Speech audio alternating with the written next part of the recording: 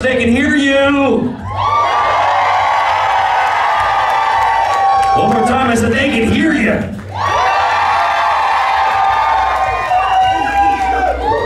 All right, well, let's get it started.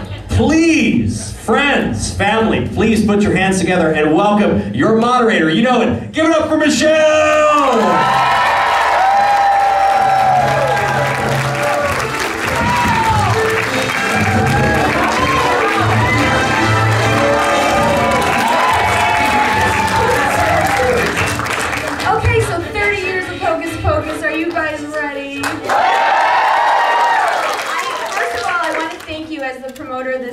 Event with my husband Scott. We are so grateful to all of you, and the House of Mouse Expo would not exist without you, so thank you so much from the bottom of our hearts.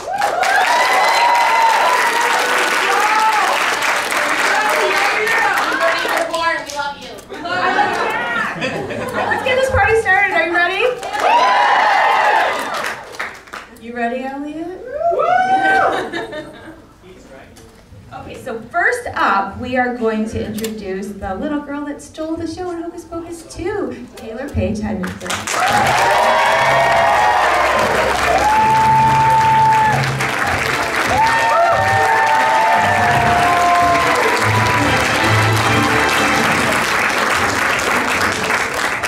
Next up, you know him as Mortal Busboy, Don Yesso.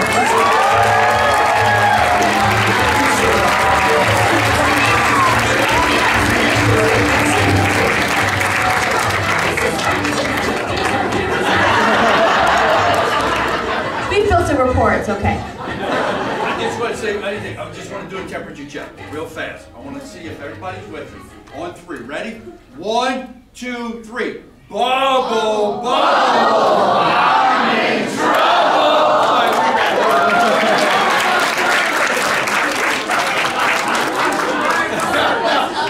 That wasn't in my notes. I'm not using it. It may take me a couple of tries.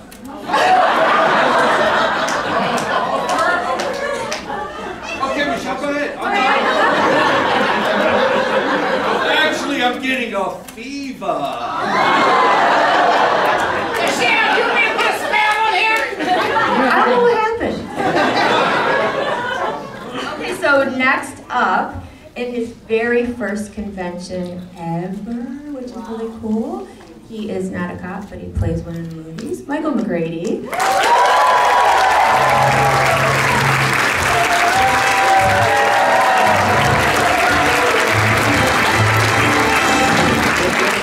Are there any virgins in the room?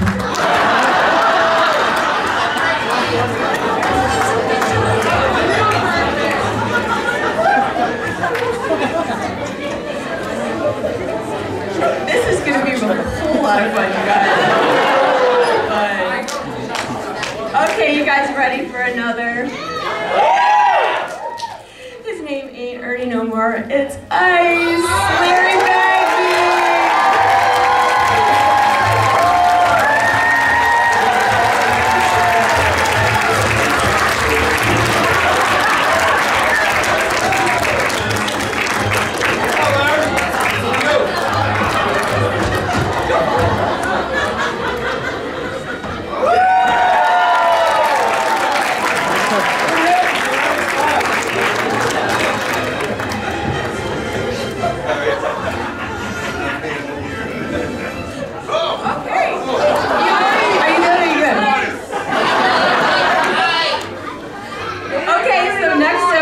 The other half of our favorite bullies, Tobias, Jelinek.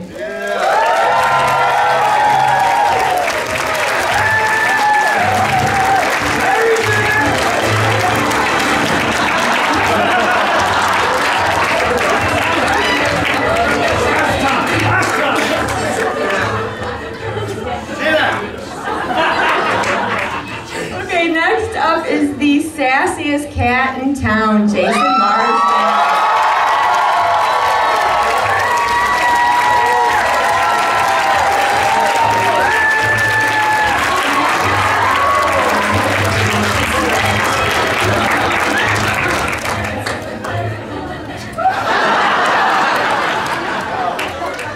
Okay, you guys, she tried to warn them about the black flame candle. They didn't listen. Vinessa Shaw.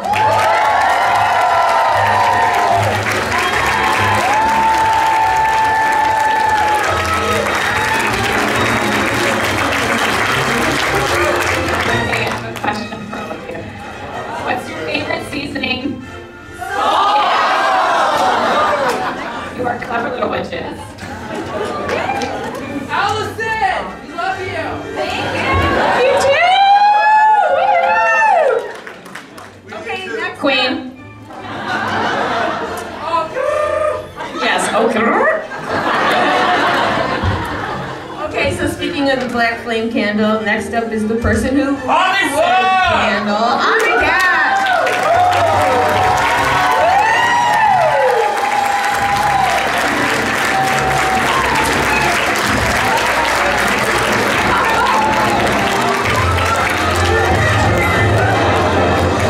Max Denson. Max Denson. Hey. This panel. Okay, you guys, next up is Emily Binks herself, Amanda Shepard.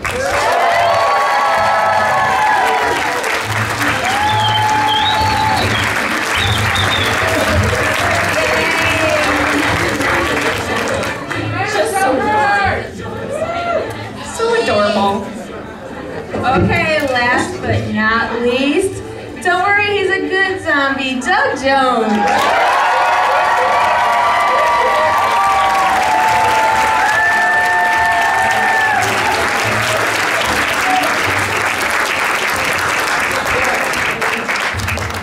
Yay! I'm a good zombie. I know, I love that. Doug Fresh. Hi guys. Hey, Michelle. Hello. Okay, so we're just gonna do this. If any of you were at the Hocus Pocus panel last year, by chance? So we're just gonna have fun and wing it, just like we did last time. So I do want to get started though with 30 years of Hocus Pocus. 30 years. Don't remind us. Did you ever even dream that 30 years later that you would be still so popular and be part of something that means so much to so many people? Yeah.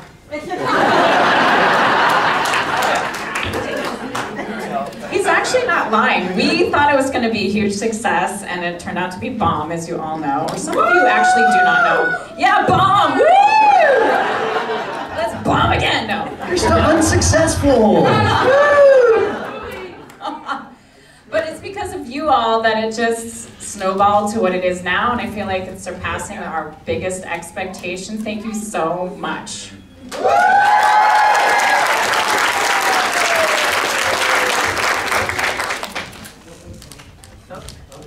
Oh, is it me? Am I on? Well, actually, I think the biggest surprise to me is that 30 years later, I'm still alive. So I'm very happy about that. We're happy too. Yeah. And because of this fervor for Hocus Pocus, we were able to make a Hocus Pocus 2. So thank you for that.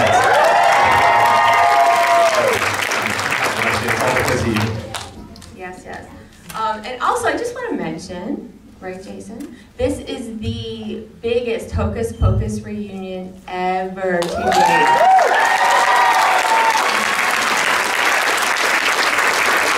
Which is pretty awesome. Jason, you said we could do it. Yeah. I believed. Jason Marsden, everyone. So before we talk about all the fun stuff of the original movie, I want to talk to you, Taylor.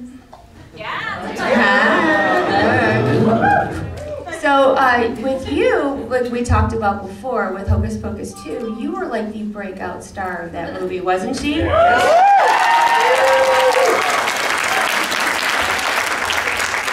I mean, young Winnie. All right, so I guess my question to you is, what is it like to step in the shoes of that character? Were you nervous? Did you feel you had something to live up to? Or just tell us about the experience of Hocus Pocus 2. Well, I definitely had a lot of weight on my shoulders being young Winnie, and so I was super nervous, like, all the time. Like, every time I stepped on set, I was like, okay, gotta bring it today, like, and... You brought it!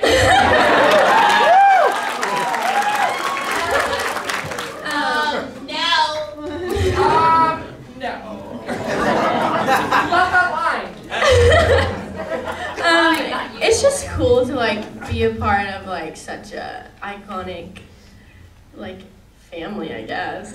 Yeah, it was awesome. It was really cool, and I really enjoyed the experience, and I'm really excited to be here today.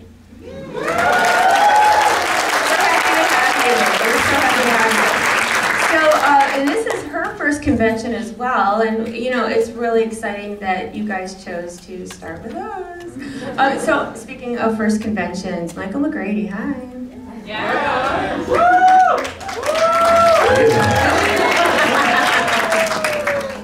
Yeah, I'm excited to be here. And yeah, I've been asked in the past to be at different cons for various projects I've been on, but when Vinessa called me recently, because we worked on Ray Donovan together, a show that we did for Showtime, and she's called me out and said, you need to come to this, it's the 30th anniversary. She told me all about the con. I said, oh man, that sounds like a lot of fun. Had to show up. And the interesting thing is, she's one of the only people I've seen since we wrapped. I haven't seen Omri or anybody else since we wrapped the movie, so this has been really cool for me. We're all a little bit older, a little bit crazier, but just as fun. It's just like as if it was the first day we all worked together. I mean, it's just like a family, and it's a really great opportunity. And I'm thrilled to be here and be a part of this because this movie is freaking awesome. Thanks for having me, Michele. And thank you for being here. Okay, so Don.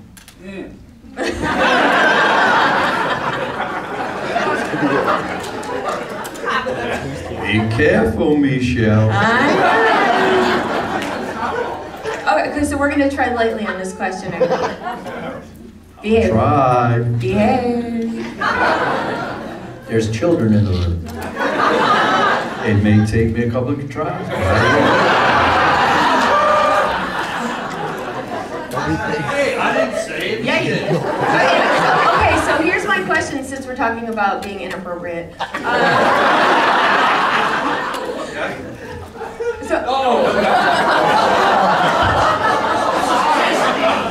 we're a family-friendly show. I got my edit button. Boom. Okay. Okay, Don. And actually, that really is the question I was going to ask you. Because... Done? Okay. No. Thank you for coming. So, the fans, all of you, probably can recite many lines from this movie. Yes. And so here's my question. Now, I was the person that saw it in July when it opened all those years ago. You were the other one? That was me. You were the person. Sweet. My mother was the other one. So I've been in it for the long haul, so, but I will say to you, Don, and I think a lot of people have the same thing, I didn't catch your innuendos and your inappropriate jokes until I watched it when I was older. Same here. Do you want me to tell the story? I mean, how all that stuff happened, or you just want to... If you say it nicely. Okay. First of all, I don't know if... 45-minute panel, so... 45-minute panel. Okay, well, thank you. Give us a short Okay, okay. Long story short, does anybody here know who the comedian was? Andrew Dice Clay? Okay. Andrew Dice Clay was originally supposed to play the bus driver. Okay? Oh, you better say no. That'd be nice no more. Okay, so, and I guess he thought the role was too small for him because he was going to be a big superstar. Because he had just did a movie called Ford Fairlane. Boy, that's a real good movie. And 3 days before he was supposed to shoot, he quit the job. So the guy who's the set director, who happens to be the godfather of my child now, heard the director saying that we need to get an actor to replace Dice. So he says, I know a guy that can do that. He said, what's his name? So they called my agent. I went out to Kenny Ortega, who's the director, his trailer. I think he's dead. Is he dead? No, he's not dead. Okay. This is how rumors get started. Mike said he was dead outside. I don't know. Oh my gosh, Don. What? Okay, anyway, I'm trying to tell my story. I'm fucking my His Alzheimer's medication. Oh, wow. You see that? Oh, by the way, this is the first time I have ever met any of these people was last night. First time. So think about that. 30 years you're in the cult movie, all of these people, and you think, oh, they're best friends, they hang out, they go to drink all that. No, not at all. Nobody has asked me for sushi. Yeah, nobody. But you know what? I met him last night, and I'm going too long right now. Let me go back to Dice. Okay. So Dice couldn't do the job. So anyway, I show up, I audition for the job, blah, blah, blah, blah, blah. Anyway, I get on the set, and so I do a couple of the lines, meet a couple of the girls, you know, I'm trying to have some fun. And so I started, I said, if Dice was doing this role, I started channeling Dice. Remember he had those X-rated, what is it? Nursery Rhyme. Yeah. So I said, you know, let me do it with some dicey stuff in it. So I just got this voice and I started thinking and then started right. So I do a lot of the lines that you guys like and that you quote, I made those up. I improvised all those lines. Oh Lord, I think I need a chemical inspect because you girls are giving me a fever. All of that was alternative improv. And the party pooper when Beth was getting off the bus. I was just winging that stuff. I was trying to just do like a dicey thing. You know? But oh, okay. Anyway, I think I'm done. Michele keeps giving me that eye, you know. I tell you what, she gets hostile when you get a pissed off. Oh, I'm sorry, mad. I like that. Anyway, so you know, all I want to say is that meeting these guys has just been, it's like I'm in Italy and Sicily and I meet my old cousins. We all get the same grandma. That's something. I really... Time's up!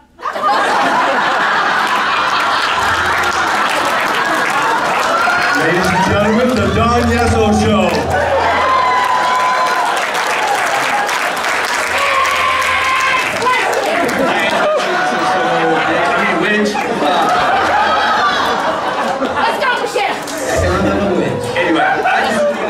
I want to say, hold this for a second, Mike. I just want to say, thank you, guys.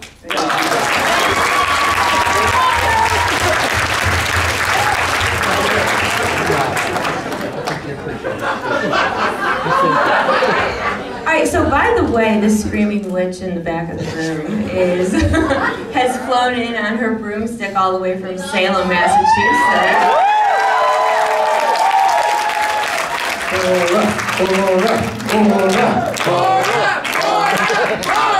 Thank you for being here. Thank you for having me. Always. So next up, I'm gonna bother you, Amanda. Woo!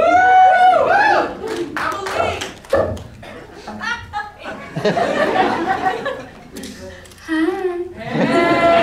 Hey. Do you remember us? What?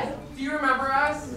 Of course I do, honey. You said love. I love you. We love you too. I love you. Love her. Okay, for you, you kind of started it all, and I don't know about you guys, but like when I saw the movie when I was younger, you know, she gets killed by the witches in front of the movie, and I thought it was so cool. Now, when I was an adult, I feel bad for you. You know, it's like that should not have happened. So, what was it like for you to, when you were little, to be part of that film? I was terrified. I had like 3 witches, scary as hell, my face, and I'm just supposed to act like I'm dead, and I'm like, no, it was good. It was fine. It was good. And then as you got older, did you realize exactly what a special project you were part of? Yes, I did. Right. Yes, I did. Good, I'm Yeah. glad that you're here. But it took a long time. Thank you. Did it? Yeah. 7. You were 7. Only Oh, she was only 7. Yeah. Yeah, gel. Yeah, gel. Yeah. All right, I want to talk to my most favorite bullies on the whole.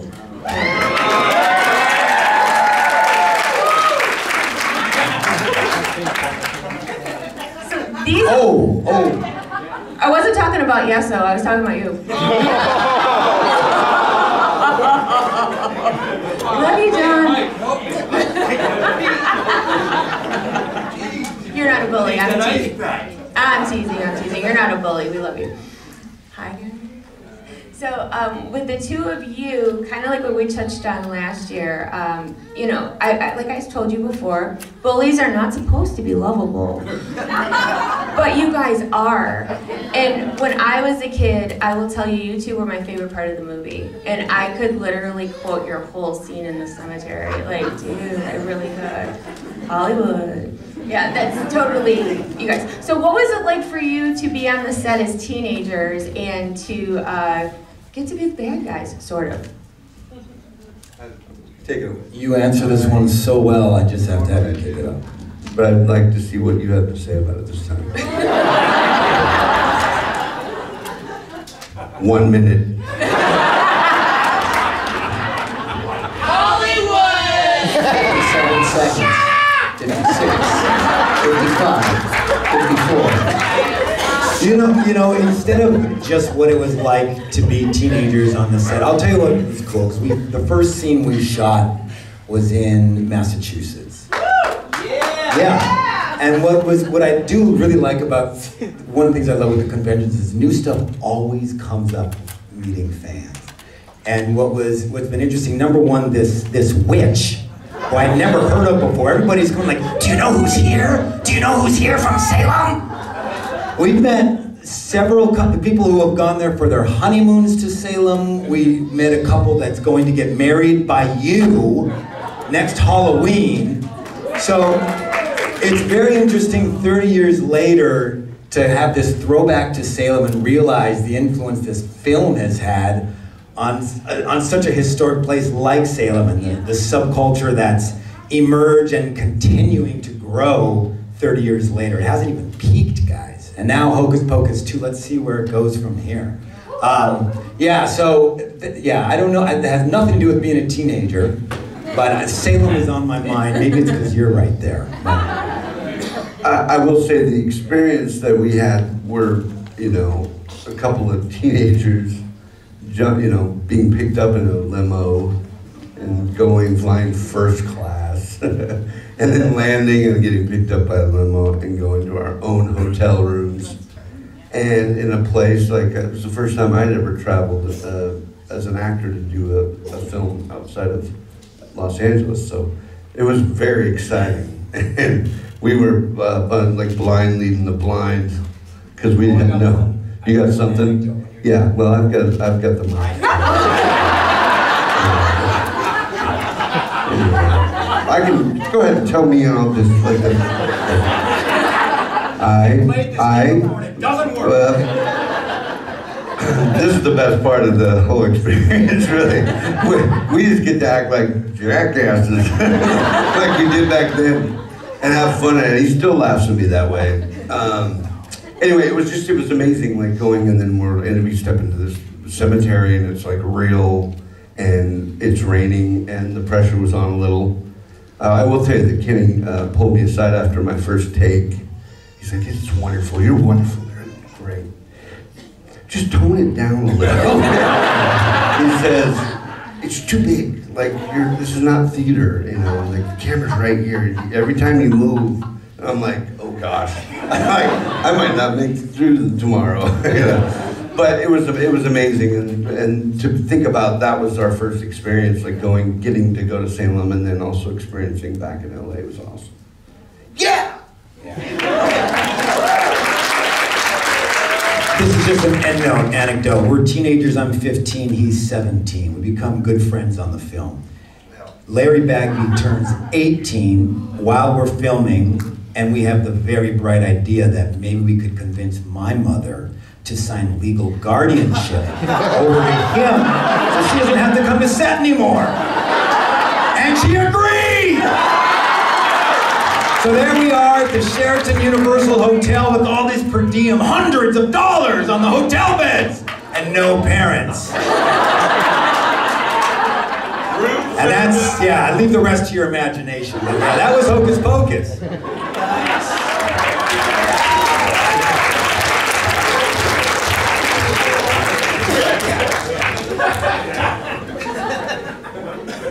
Hi, Jason. What's up, Michelle?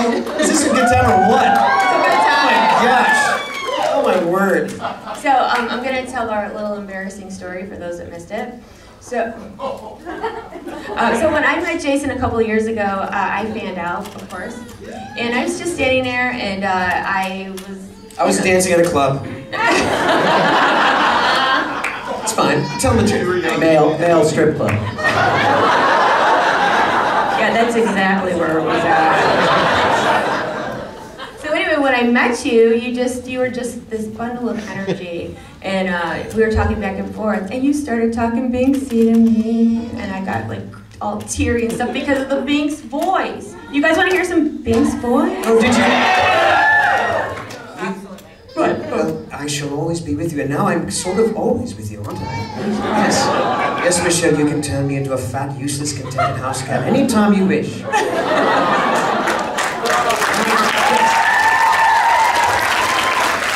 Thank you for applauding my subpar English accent. Thank you. So Jason. Michelle. Sorry, I'm having a really good time too. Yes! So, okay, I'm going to throw myself under the bus. So for the longest time... Oh, I did that once. It worked out for me. You did!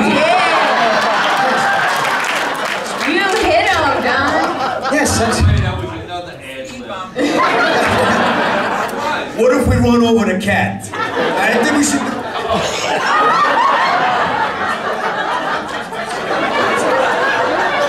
I don't do that. I'm not doing that. All right. So picture this is Sarah Jessica Parker, okay? What is happening? She didn't have much on at all. And we were squeezed in between the steering wheel Don, and my family seat. friendly, family friendly. Okay, I'm doing good. And so we go over this, boom. And the original line was, we would go, boom. The original line was, oh, I think I'm in love. Disney was like Michelle, trying to edit me. So finally, they said, it might be a little too dicey, you know? So they said, come up with something. All right. So we go, so Sarah was actually driving a city bus. She had the steering wheel and I was working the pedals. And so they put a log in the middle of the road and Kenny goes, he's still alive, right? Yes. Okay. So Kenny says, just come up with something outside. So we go, boom. Okay. And I just went, speed bump, because it felt like I was going over a log. And that's when I killed Bagby. Anyway. Yeah, right, I did. Well, okay, but I don't want to ruin the end of the movie in case anybody didn't see it. Anyway, so I'm going to turn you back on over to little Bagby. Okay. Thank you. Wow. And every ride at Disney World, that was my favorite. Holy Christmas. That one wasn't called a lot, was it?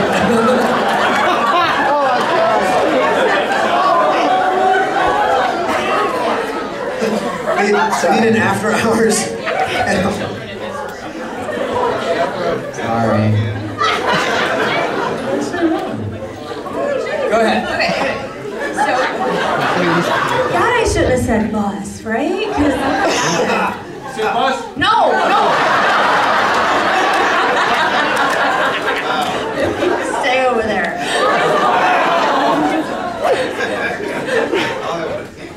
Wait, hi, Jason. everyone's coming to party out. Or 420, apparently. No, that's Omri. That's my room. That's Omri, yeah. We can move on to someone else. I know we're like short on time. No, we're fine. Back to me? We allowed Love extra it. time It's for the that. Marsden. It's the Marsden show. The doors are locked. We're all in here for 3 hours.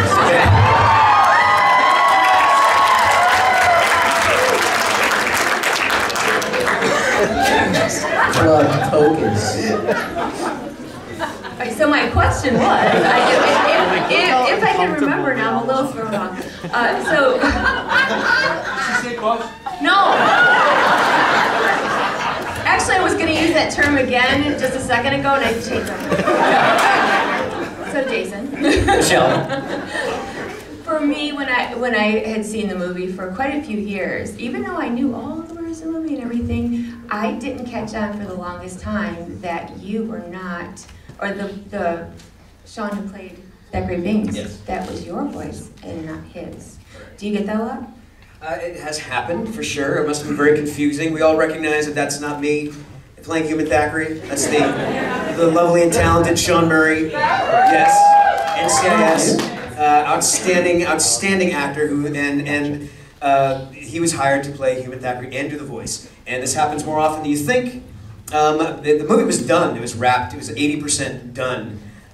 When powers that be decided they wanted an old world sort of sound. I think Sean was using his own voice, and they're like, Binks is from colonial Salem, he should sound a little bit more old world. So I read for it, I booked it, and it was just much cheaper to put me behind a microphone and put me in the outfit and get the sets and going on. But as the challenge was, I had to not only loop Binks, who was also mostly animated to Sean's performance, but to loop Sean himself. And they were so attention to detail. If you remember in the beginning when he's going to rescue his sister, my sister Emily, look there. Good to see you again.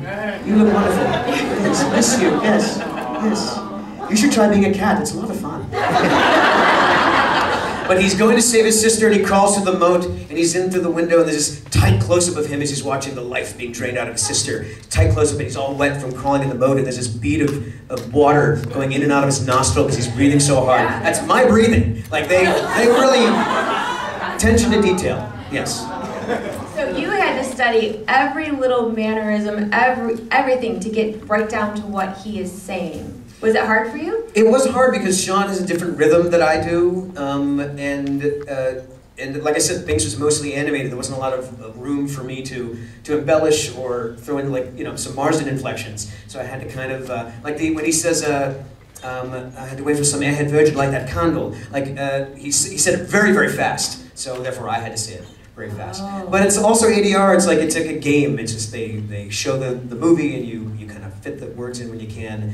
It's a fun challenge that thankfully I had an aptitude for. So. And we're glad that you got to do that. Me too. You and I get to collaborate. I know. Yeah. Cheers. Cheers.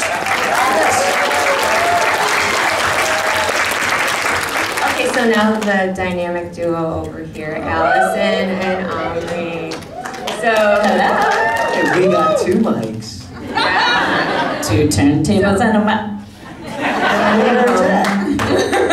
I finished it for you.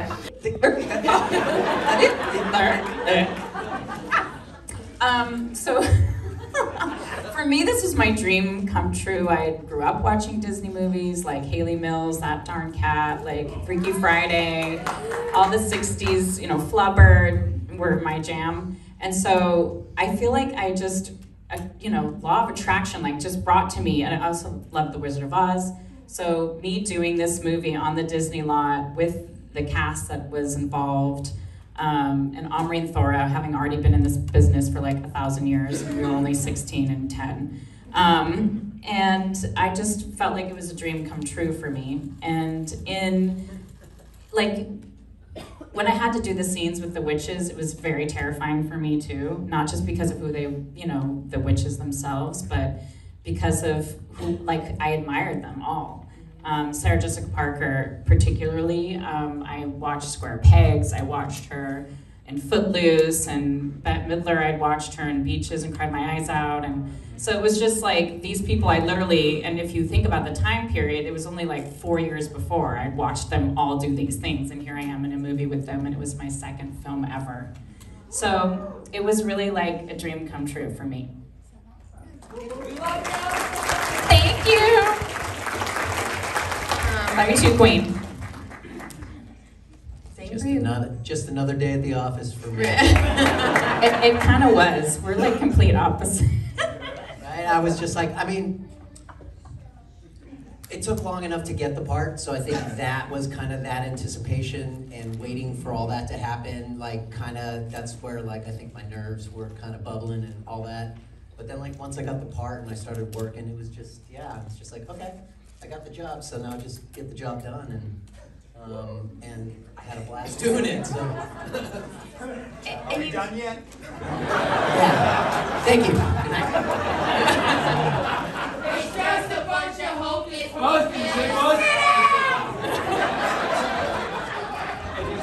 But isn't he perfectly cast because of this laid-back, tie-dye attitude?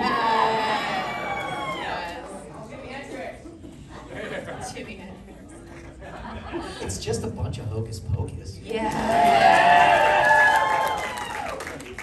So for a long time after the film, did you get recognized? Because, like, you know, back in the day, you know, teen magazines and all this kind of stuff. And how did you deal with all that kind of stuff?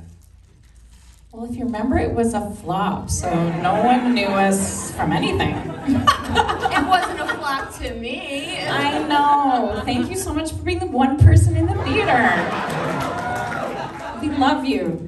No, so yeah, no one knew. No one even picked up And it's so on it. weird. I don't know if anyone saw Pam and Tommy, but it was such a good show. But when she's in this, like, you know, this executive's office in 1993, there's a picture or a poster of Hocus Pocus. I don't know if you know this. And then I was like, this is not accurate. No one had the poster up because it was a bomb.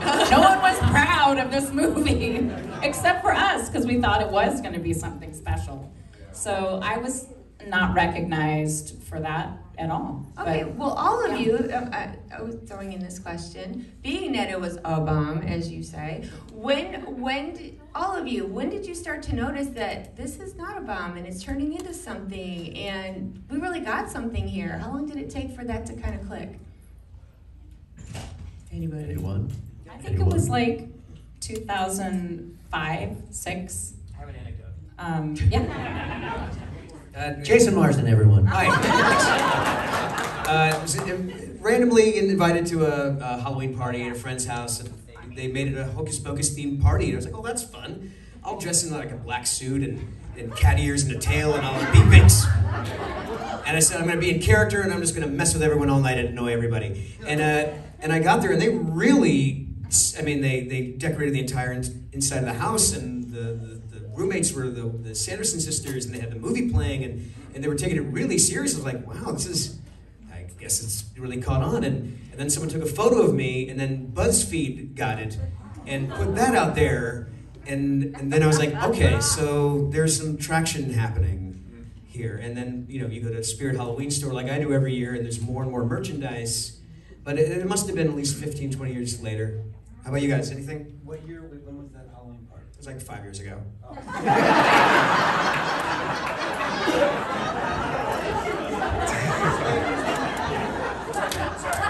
What was the question again? What was the question again? Larry. Boss. What was the question? Oh, no, don't say it. Boss. What was the question again? Wait.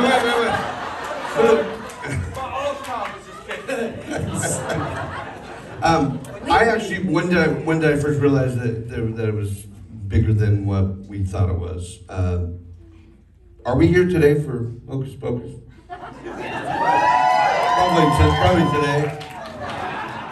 No, there was a Twitter feed, I guess maybe about 20 years after the movie, and someone called me and said, you know, you're like the most talked about thing on Twitter this month or Halloween. I'm like, me, Larry Bagby? No, the movie Hocus Pocus. So, yeah, that's when I kind of knew it was like something was going on there. And then Vinessa, you and I did that cool thing at the El Capitan where we did a panel and they showed the movie there.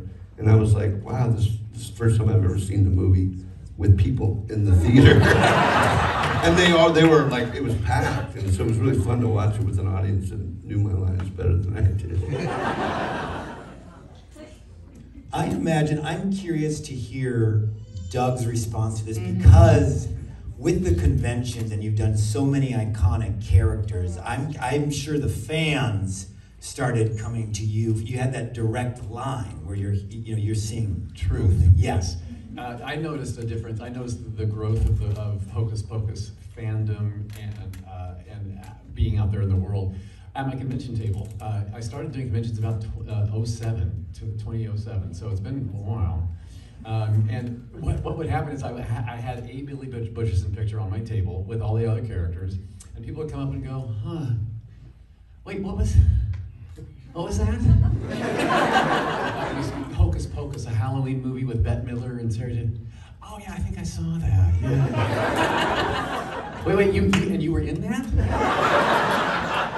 Yes, I heard my ex-boyfriend from theater years before I was a dead guy. Oh, yeah, okay. I'll take an Ape Sapien. So that's how it started. And over the years, though, it's been like more and more like, oh yeah. And even people who had seen the movie and loved it were like, and you were what again? I had to remind them I was the dead guy that came up out of a grave. Oh. Yeah, no, I think my daughter would know. But with repeated viewings, it was the airing on ABC, then ABC Family, and then Freeform Channel, again and again and again, high rotation, and then the you Disney collectors like to have it on your shelf at home. So it went through the VHS phase, the DVD, the Blu-ray, the 4K, the tin foil thing, the P-Hop, whatever, the whole collection. So I just noticed that, and those had started coming into the conventions as well. Can you sign the label of, or the cover of my VHS? So that's when I noticed, like, this has been living with them for a while, and just getting more and more popular with more and more viewings. And now, people come up to my table and they go, oh, Silver Surfer, that's great, I'll take a Billy. You know what I'm saying? So it's kind of flip-flopped, yeah. So I wanted to ask you, because as with Taylor, you were in Hocus Pocus 2. What was it like to be back on that set in, Billy mode all over again? Was it able to just pick it right back up? Yeah, oddly enough, yes. 29 years later, when I see the three ladies and we're all done up in our exact same looks from the first movie, it was like, oh my gosh, has any time passed at all? Wow, I looked fabulous. When you have friends that cover you with rubber and glue, you can look fabulous. You don't age a day.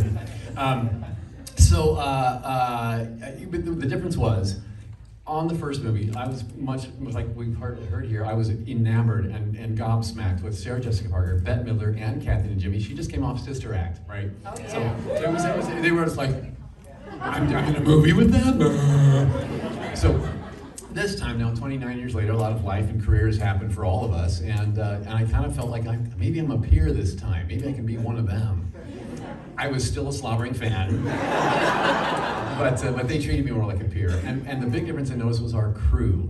The crew in the first movie, where they were kind of, when I came on set as Billy Butcherson, I looked like a guy from the street. I was like ragged and torn apart and had, wrinkly old skin.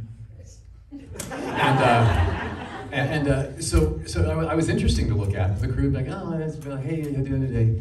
This time, for this Hocus Pocus 2, the crew were all young people that had grown up watching this movie every year. And so when I walked onto the set the first time, you would swear that Elvis had entered the building.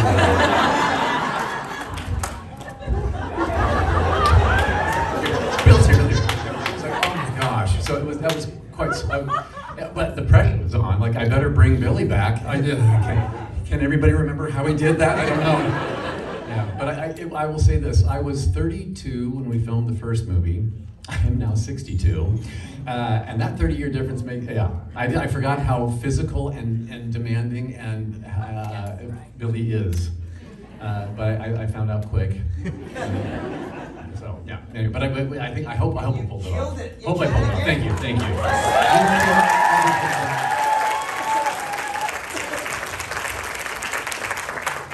All right, so this is a free-for-all for any of you. Is there anything that you would think that the audience would find interesting, like a cute little story from behind the scenes, or something interesting that you think that the diehard fans that are here would want to know? The wall of cats. What's that? There was a whole wall of cats In cages? in cages. Oh. And I remember them very clearly. I'm not sure why I was the only one that was noticing them, but there was, if any of you know, because I don't think they really animal train anymore, but back then there was animal trainers. You could have, whatever animal you want to train, there's the people to go to for that, and this was one of the top people to go for that, was this one guy who knew how to train cats, because you can teach dogs many tricks, but cats, you can only teach them one. And so there was many things to do for Binks that would, obviously you would take all of these actions and they would just make up Binks. So there was about 60 cats, I think, for Binks, the character Binks. So there's a cat that would jump on your lap. There was a cat that would bat your face. There was a cat that would sleep. There was a cat that would, jump on your shoulder. Different, lap versus shoulder. Walk alongside of you. And the three of us had to learn how to train these cats, because the cat trainer can only do so much. Then when you're on screen, they have to love you, and you're the person now. So, we're the trainer, we're the substitute of that. So we had to do a buzzer, a clicker, and feed the cat, and then do the scene. So Thora admittedly says this. She's like, I was over it by day 5. She was like, Vanessa, can you do this time? Because it was only one person. And they would always go look to me, both of them. Vanessa, can you be the one? The cat whisperer. I was the cat whisperer, doing the buzzing and the feeding, yes? But you're now, you actually do cat wrangling. That's true. Anyone? No, I'm kidding. Call me, my number's no. So yeah, 1-800-CATS, not only cats. So yeah, that's a whole thing that nobody knows about, this whole behind the scenes with real cats. Everything's animatronic now, or animated. So basically we had real cats that pieced together Binks itself. And even when we were doing the scene where the cat jumps on the book, that was a difficult one, because the cat had to jump on the book and then bat our face. So it's 2 things. And they were just like, we could do it with this one cat. He's the smartest one. So jumping on us, and then we had to go, whoa, and react to him. And then just could not bat us. He looked like he was swatting a fly. He was just like this forever, and Kenny was like, cat, just the worst cat acting there. So finally, yeah, it was the nothing good could come from this book. So, well, yeah, thank you for that. See, we were together. Now he's reminding me what the funny part of it was, which was Sean Murray was off camera saying the lines, so we had to react. So it was like, boom, nothing good could come from this book. So by the time we finally got the cat to bat our face properly, I walked off set and I was like, Mom, nothing good could come from this book. And then I was like, nothing good could come from this. I was like, all day long. I was in my dreams, nothing good could come from this book. I was like, this is the line I remember, not my own. From this movie is nothing good could come from this book. So that's and it's still stuck. It's still stuck, yeah. It still makes it switch. So yeah, the wall of cats, no one knows that there was many cats to make up the one Binks. Anybody else want to share? Let's see. Oh no, not the only. The thing I like to bring up, because we've mentioned Kenny a few times, and this this has proven to be a very magical film, and he had so much to do with it. And one thing I love, and I don't know if everyone knows this, but he was a very talented choreographer. And so we were speaking to, I think it was Corey, earlier, and he mentioned how the film has such this cohesive theatrical, it's almost like you're watching a theatrical production. The rhythm of the entire film and the way it's broken up into acts, and it's very musical. And, you know, Kenny it really did bring so much of that choreography into I think almost every scene. And I love that watching the film and just... Down to the editing, like the editing had rhythm, beats, and scene, you know, like, I feel like every, you know, end of every scene had a little button to it. And on a follow-up note to that, Hocus Pocus 2 was directed by Anne Fletcher, also with a dance and choreography background. So that's why it was a seamless kind of transition into the new movie. And she also was very concerned with pacing and timing and rhythm. And if a line had too many words in it, she would be like, take the out of there. And I was like, oh, that's better. Yeah, do that. Right, so, music.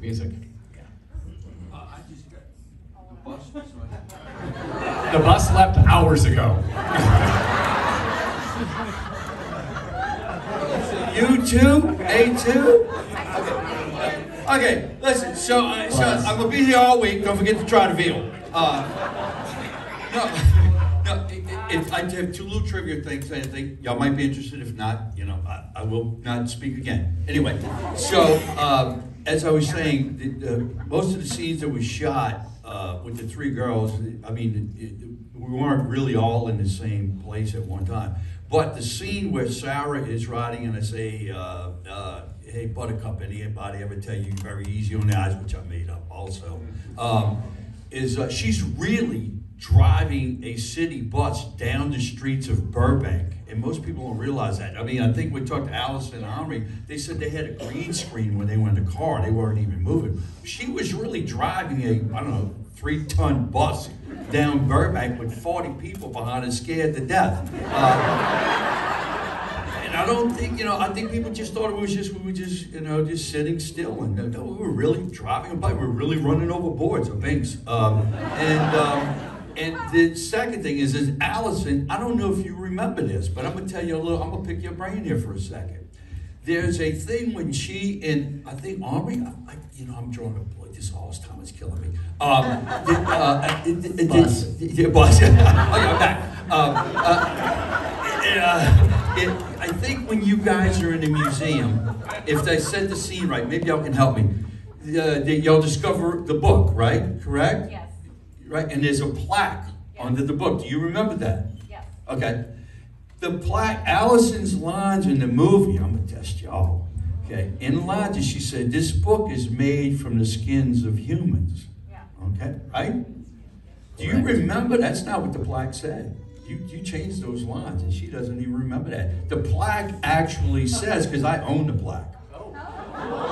Actually, I owned it before they sold it in London last year. By the way, I got a lot of money for that plaque. A lot. And then I actually had to do a screenshot for verification that I really owned the plaque, but it was a screenshot from behind the scenes. The plaque actually says, y'all ready? I'm not going to tell you. No. The plaque actually says this book is made from the skin of children. And I guess Disney thought that, like, you know, Michele edited it and saw that it was a little too rough. And, but I don't even know if, Allison, do you even remember that? I don't remember them changing it, no. Yeah, but that's what I'm saying, is that's what the plaque said, but your words weren't that. But anyway, I thought y'all might find it interesting. If not, I'll give you back to the cat.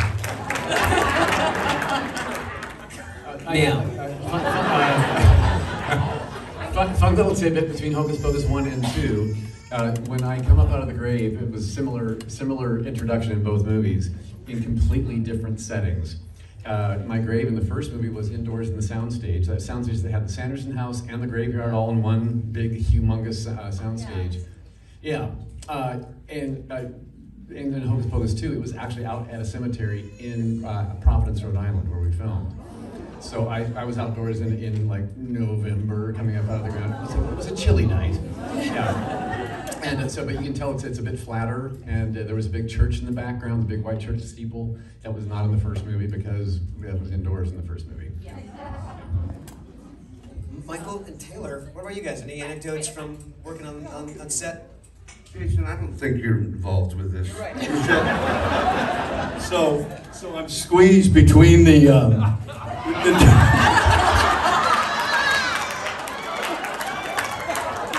I've got Don, the bus driver, right in front of me. And we went over this bump. Speed bump. Hey, are you really a virgin? You're no virgin anymore, buddy. I think he's in love. Yeah, it's kind of an interesting thing. Get out of here. You had your time.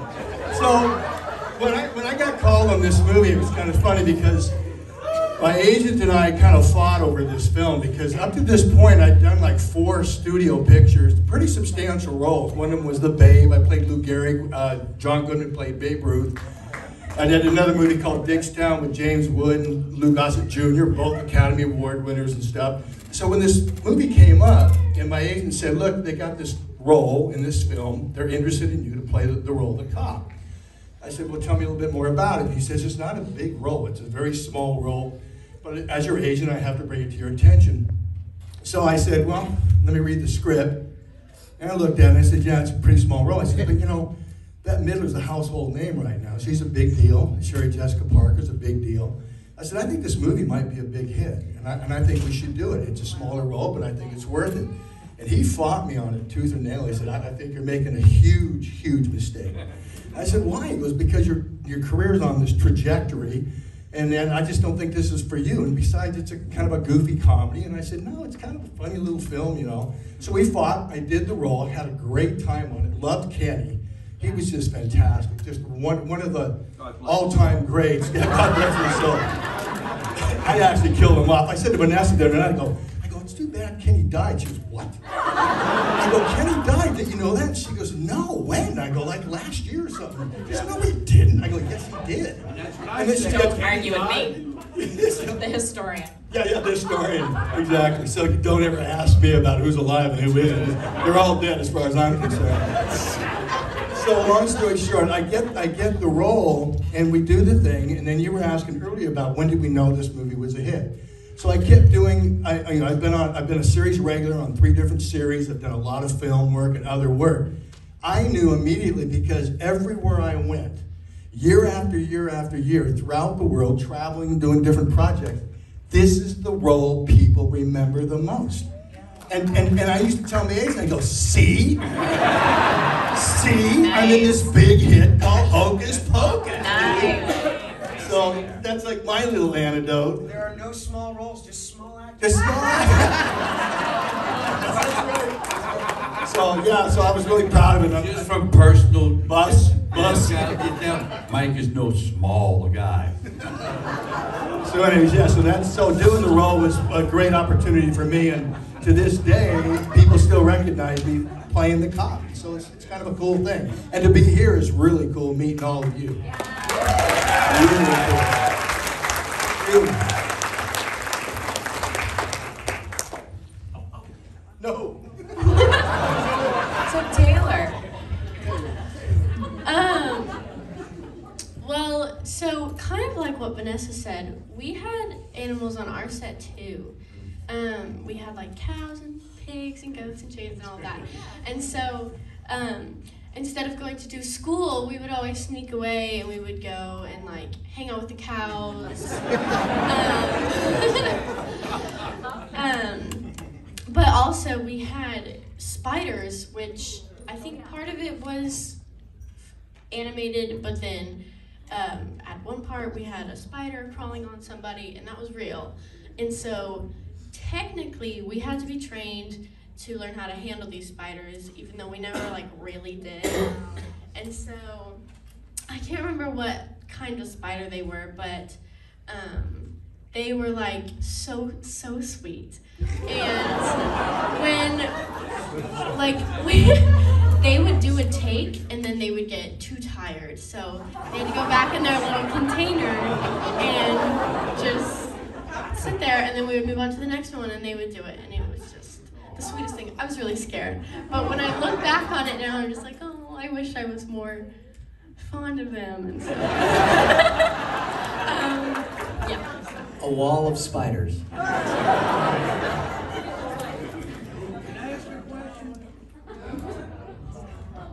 How do you, hypothetically, How do you know a spider's sweet? Well, yeah, it bite me. And, well, obviously, I feel like everyone is just like scared of spiders. It's just a common thing. And so when we had to go to get trained, the guy was like, oh yeah, just hold it, it's fine, just, it's not gonna bite you. And I was like, yeah, I don't believe you, but that's okay. And so he put it on my arm and it just started crawling and doing things. And then when it got tired, it would like put a string on your finger and then go down to the floor and just sit there. And it was just like, sit there, all just real cute. And so yeah, I guess that's I think you just made a bunch of people very fond of cute spiders. Right, so now all I have to do is vomit and shimmy down and I'll be cute. So cute. Okay. That was easy.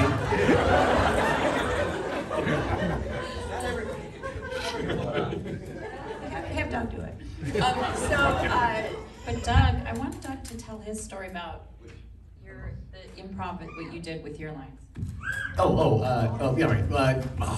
In the first script of Hocus Pocus 1, I had a line, a word in the entire script.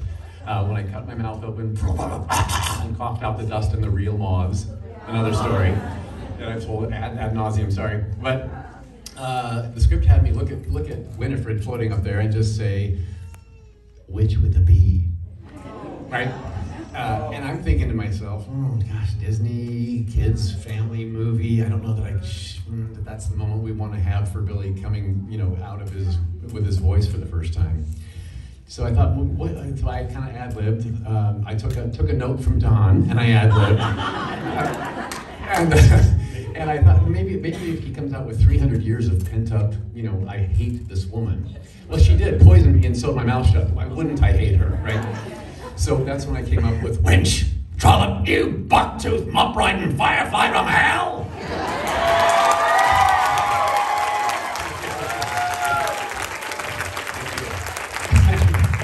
And then of course I got Omri by the neck during this time, and he's like going, like, don't breathe on me. Well, that's when I looked at you and said, I waited centuries to say that, and you said, say anything you want, just don't breathe on me. You can imagine what 300-year-old breath smelled like, yeah. Need a mint? So I was really happy that stuck in the film because it was not scripted that way originally, yeah. That's kind of fun.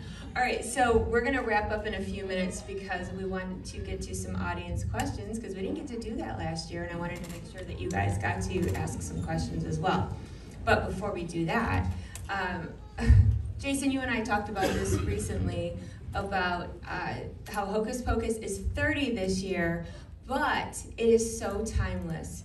And other families are growing up with their kids watching the movie. And I think it's one of those things that it continues to grow and grow and grow. How does it make you guys, any of you, feel that you are a part of family's traditions? You are household names to these people, and we used to watch a Great Pumpkin Charlie Brown when I was a kid, and now kids, it's Hocus Pocus. I even joke like Brown September, it's Hocus Pocus season.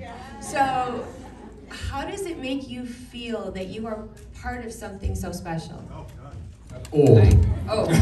I feel old. Yeah, anyone else? Not old, no. I used to watch Great Pumpkin Charlie Brown too, and I still do, so yes. Yes. One person, jeez, you guys.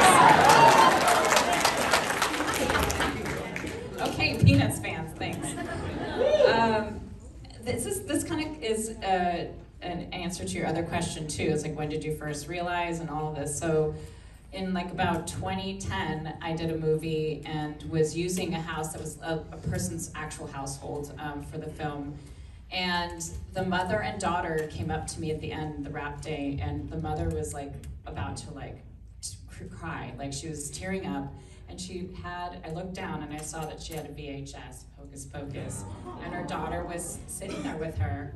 And her daughter looked at her mom, and her mom looked at me and was like, do you think you can sign our VHS? And I was like, of course, are you okay? And she said, yes, it's just that my daughter's going to college in a month, and we watch this every year. And I was like, of course I can sign it. And it was just the most precious moment, and that's when I was like, wow, then the next generation has been watching it, and now it's like grandmothers and you know, cousins, or you know, it's like at least one person in the family introduces Hocus Pocus to a family member. So I always just appreciate everyone who watches it, and I also like to thank the people who are the fans, you know, partners or spouses, because sometimes they don't really know what this movie's about, and they're just like, whatever you like, honey, let's go get an autograph.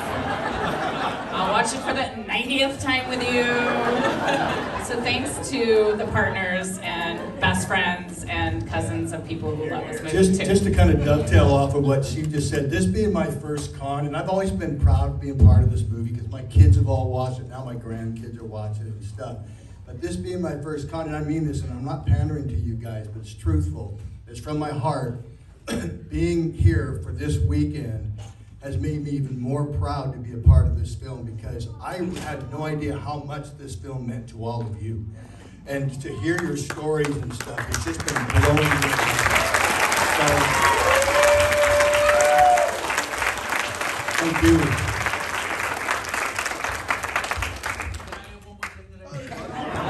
Buzz, I want to ditto everything he said, but truly I mean this, and I don't get sentimental much, you know, but without you guys, this panel ain't here.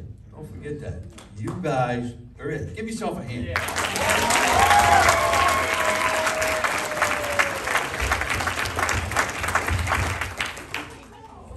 Anybody else? I'll say one thing. So it never really registered for me, no matter how much merch came my way, no matter anything. I'm just like, this is nice. You know? And until this, which is strange, this was like the final hitter, like the only hitter for me, was when somebody reached out to me via Instagram and was making a Lego set. Yeah. And when the Lego set came out, I was like, I'm gonna be a Lego! I made it! Yeah. And then a friend of mine was mad at me, and I'm like, your kids are gonna choke on me!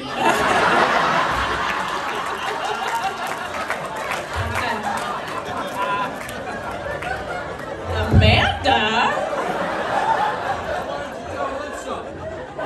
I didn't know she had it in her for that kind of story. That's a good story. I like that. Okay, so before we open it up to the floor, I just want to thank you all for being here. Thank you for making my childhood dream come true. And thank you, Michele and Scott. You made it happen.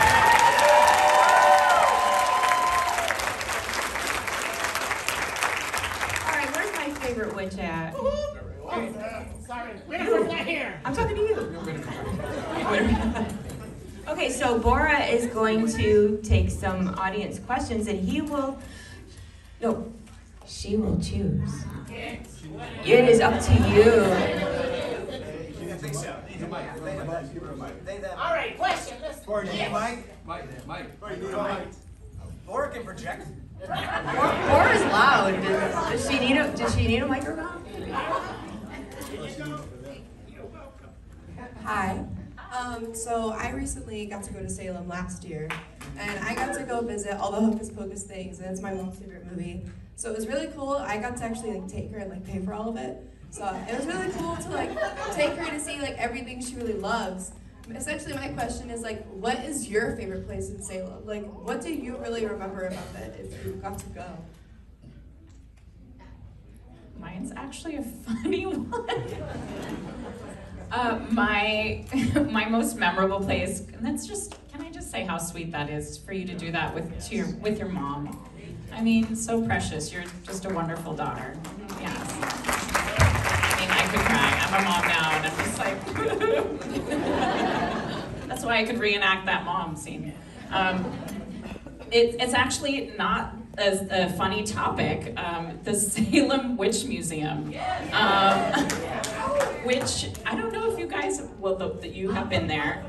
Oh, you're from Massachusetts. Who else has been to the Salem Witch Museum? Okay, so a lot of you. So I asked, one of the first times I met someone who actually went to Salem last year, because that was the first time I started doing these cons, and I was like, what's it like in Salem? They said it's a madhouse during Halloween. You don't want to go there during Halloween, but you can go there in the summer. We got engaged there, all the things that people say. And then I was like, but what about the Salem Witch Museum? And I was like, it is hilarious. That witch museum is so bad. It's like wax figures falling over. And I said it wasn't a funny topic, but it's a terrible display. So, and then one of you in the audience has an ancestor who's depicted in there, and she's like, I'm even laughing at him and his like scenario in there. So it's really funny. If you haven't been there, you have to go, because it's like, you know, a school play or something very like, you know, all of you and I could probably do a better museum, but they don't care, which I love them so much for not caring and letting the wax like, deteriorate and melt and like barely have anything going on in there that can actually educate you on the Salem witch trials at all. So that's my favorite place to go to. I cannot wait when we go again, whenever we go, to be first in line to go there and just see that it's the same. That's just, talk about nostalgia. That will be just right there, back.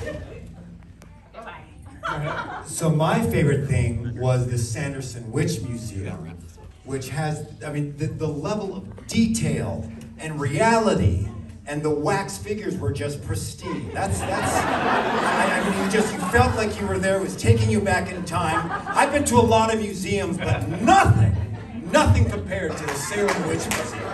Top notch.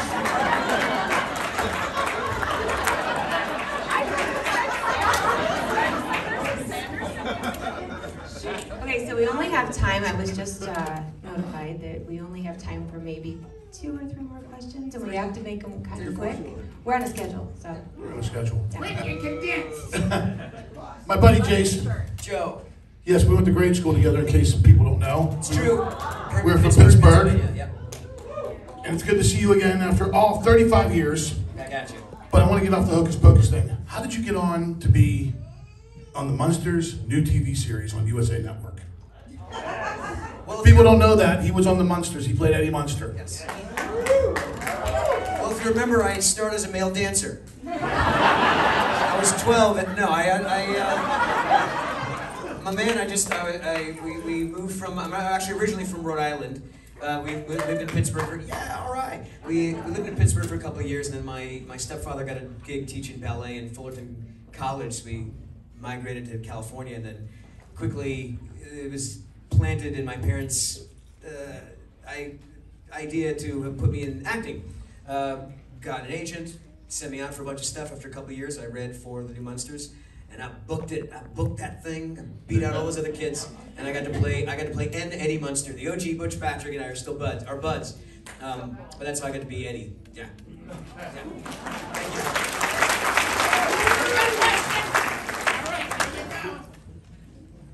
Hello, my name is Jelinek, and this is less of a question and more of a thank you. Hi, Larry. Hi, it's so nice to see you. I have been in the same room as many of you a multitude of times, and I usually look like Winifred Sanderson. Just a few miles down the road, I got to be friends with Winifred the first 2 years of Hocus Pocus Villain Spelltacular. And Jason, your voice was like 3 cues for me to start getting ready and cross the bridge and get ready to go out and see 23,000 people. I just want to say thank you because I just finished the 5th year of a show that I produced that's a jukebox show starring the Sanderson sisters. This year we grew the company from 5 to almost 20. Because of what all of you do, because of the fans, and I have a business. I paid my way through breast cancer, and I am ready to retire this coming year and pass it on to the next generation. I just wanted to take a moment to say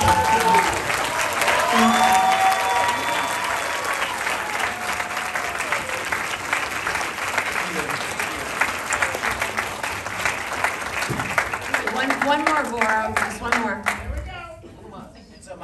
Hey, how you doing? Hi guys. So every year we all watch Hocus Pocus. What do you guys watch during Halloween season?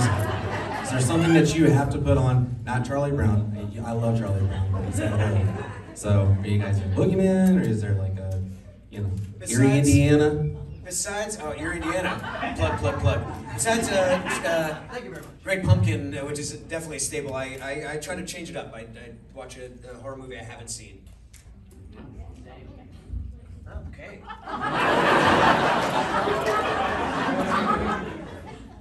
Okay, so. I love Hocus Pocus too. And Hocus Pocus too.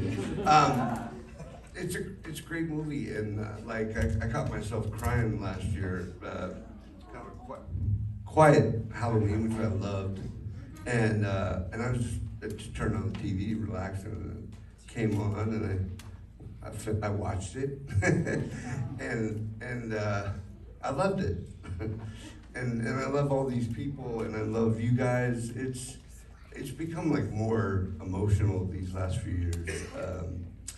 Because it is like a kind of a spiritual experience, right? To be able to do what we do here and connect with the fans and the joy and the love. And it's such a positive film in the end, you know, with some cool, creepy stuff, which we all love. But we do thank you. And I actually know Jelinek here. We went and saw Janis Joplin show together.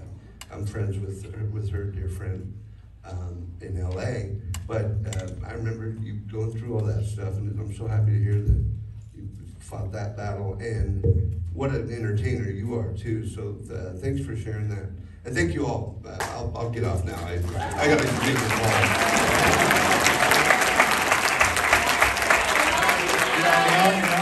Halloween's not complete without Hocus Pocus playing.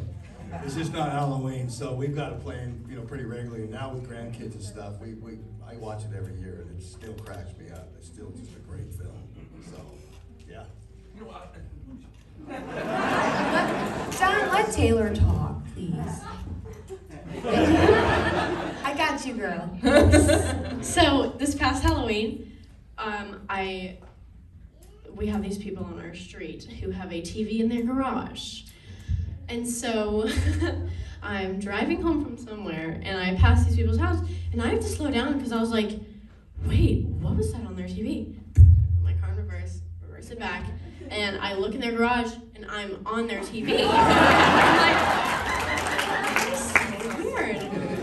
They're watching Hocus Pocus 2, and so I was like, oh, that's so cool. And then when I got to my house, Hocus Pocus 1 was on the TV. That's amazing. All right, well, we have to wrap it up, but before we do, I just want to thank you all for being here and giving us the joy of doing the biggest Hocus Pocus reunion to date. We are so grateful to all of you.